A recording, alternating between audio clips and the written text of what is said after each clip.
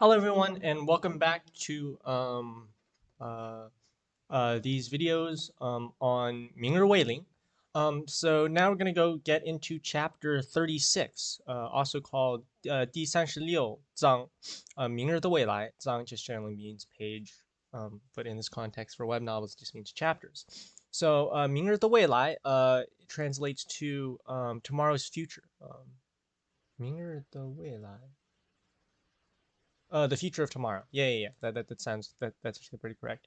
Um, so yeah, a lot of people saying, just commenting and whatnot on that. The background is I try and keep it as minimal as possible, but it's interesting. So last we left off, we were on chapter 33, if I'm not mistaken, and we did a lot of the character background. 30, 34, 35, just really about equity distribution of his company. Tomorrow is not here. COTD Ltd. Tomorrow's not here. Company limited. Um, but yeah, so that's how this chapter begins. I'm gonna take a quick thing here, and then I'll be right back. Okay, sorry, just wiping off my glasses before we start reading.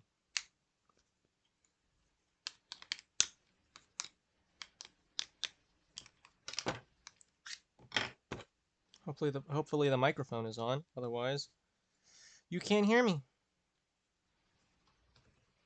Is the microphone on? Sweet. Okay, it is. So let's keep going. Tomorrow, Zhao Junli was startled.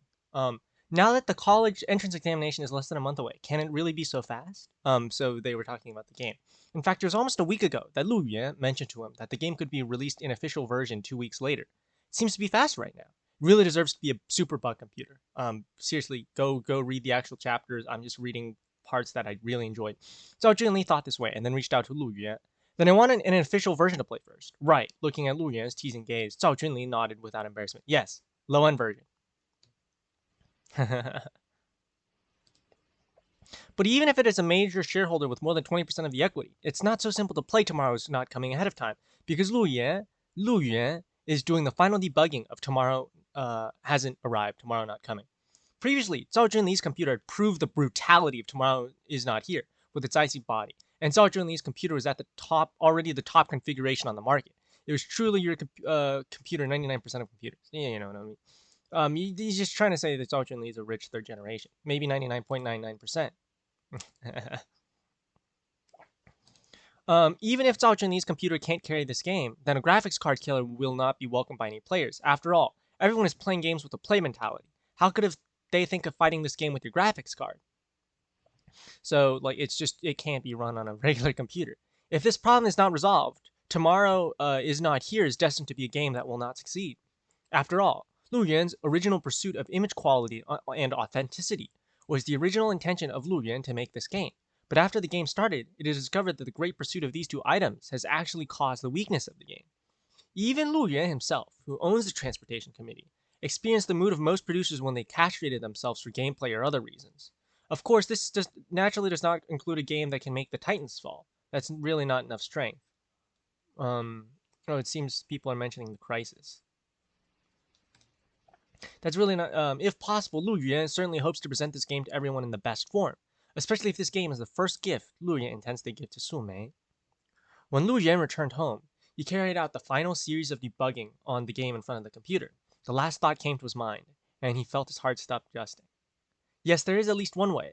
That is to pretend you have a cloud server. In today's technological environment, cloud servers are already a fairly developed industry. Under perfect conditions, a cloud server can write and handle more than 90% of the work, and it is truly possible to play the current AAA, 3A, with joyous little overlord, basically, very easily. Masterpiece, just to say the cost of renting a cloud server is far more than $500,000. Lu Yan simply cannot withstand such consumption. The, the rate of burning money is too high. But what if the transportation committee is used as a cloud server? Really piling all this stuff onto the transportation committee. But I think it's okay for the sake of plot. In this case, almost as long as it's a mainstream configuration computer, there's a chance to improve the picture quality of the game to a state close to the top. Xiaojiao, can it be done? Lu Yan could not help but asking. Although the body of the transportation committee is in its own body, with the help of the ubiquitous electromagnetic waves, The Transportation Committee is also linked to the entire world network all the time. Those electromagnetic waves can complete the daily recharge of the Transportation Committee and vice versa. Theoretically, like energy for movement or whatever. But yeah, can the Transportation Commission also provide cloud service function to all computers? If you borrow the extra computing power of other cloud servers, it can be done. So he's obviously doing some backstore stuff, but I think, or is he? I don't know. It's not really explained how the transportation committees are nanobots, but it doesn't really explain the systems behind. The transportation committee is still that soft and kind, but not emotional, mechanical voice. But sometimes as a tool, it makes people feel more at ease without feelings. Okay, that's the decision.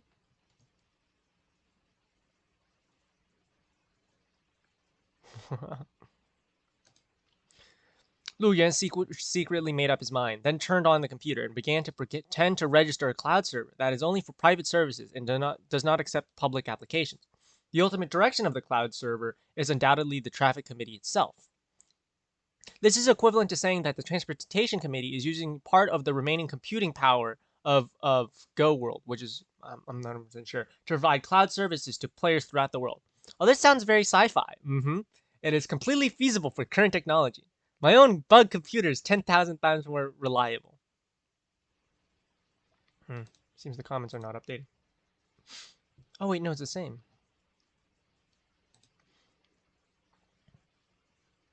It just means that the transportation committee can seamlessly pretend to be a cloud server is more sci-fi. After all, Luria really can't afford to rent a real cloud server. And even if it rents it, it will occupy the ultra-high resources with high image quality before tomorrow. Looking at it, ordinary cloud servers may not be able to hold it. However, Lu Yan realized that if this matter can be successful, then the development of tomorrow will be bright. Because according to Lu Yan's design, the future of the standalone mode is far from the focus of this game, not even the advanced version of VR games. Okay, we're about to get to one of my favorite parts of this chapter, and this is the reason why I read it. Not this part, but the next part. Tomorrow's Ultimate Vision is a real science fiction game, including but not limited to a fully realistic VR post-apocalyptic game. It will even produce a dedicated VR service and game warehouse, an online game the size of the real Earth. And in this game, everyone will truly touch everything about the future apocalypse. They will learn to protect themselves, how to use nuclear energy, how to drive complex machinery, and how to launch rockets and spacecraft into outer space. Sounds very video gamey, and it sounds very similar to the summary of the book. Some people have some interesting stuff in the comments. And here is where here's when the timing is really, really well done, right? It was written during coronavirus, but it was also written during two other times. I think there's a movie called Wandering Earth that was released in China, and then Liu Qiuhua's, I think is his name, Liu Qiuhua. The Three Body Problem author. And this is where I was really amazed by the science fiction influence.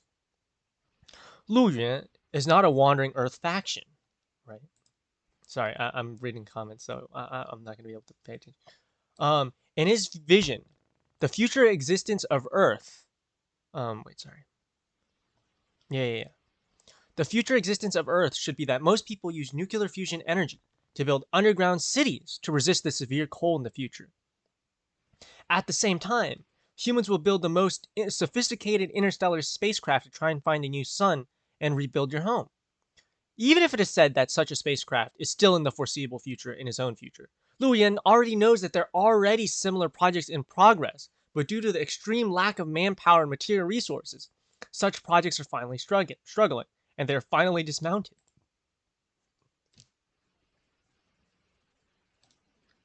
Only this time, if there's an early warning, if there's one's own artificial promotion of technological explosion, and maybe a critical buffer period for mankind.